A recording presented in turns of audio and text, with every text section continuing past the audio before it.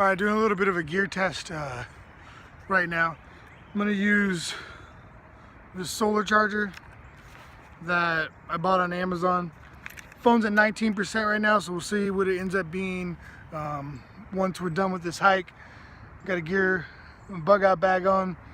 Only going for maybe like a 20-30 minute hike. Just want to see what this charger actually does. As you can see, it's not great weather out, but the charger should be charged.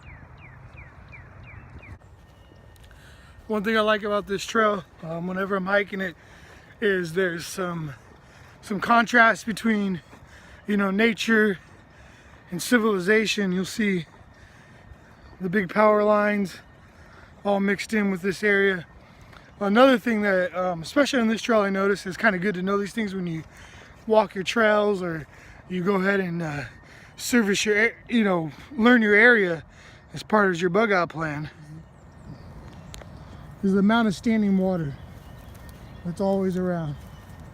And I've used my life straw on standing water like this before, collected some, never really went through and filtered it too much, but kind of interesting to me how much water is actually available.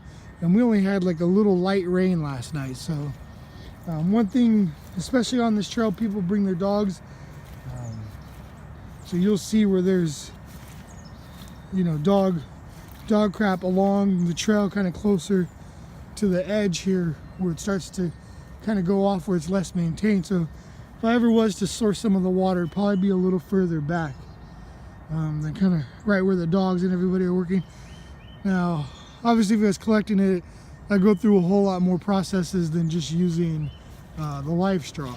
But if you know your area, you know where some water puddles up, may turn around and actually be one of the things that help you if the shit hits the fan.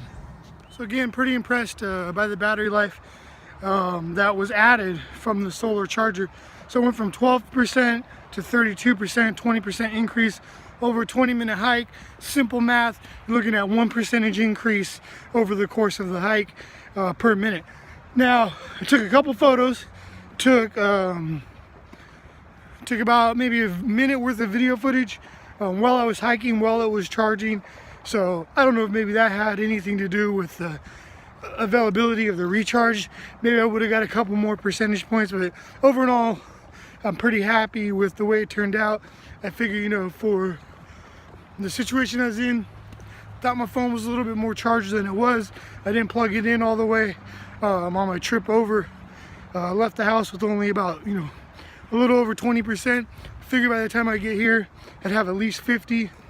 But it gave me an opportunity to test out some gear and go ahead and see if the investment I made in this little solar charger was worth it.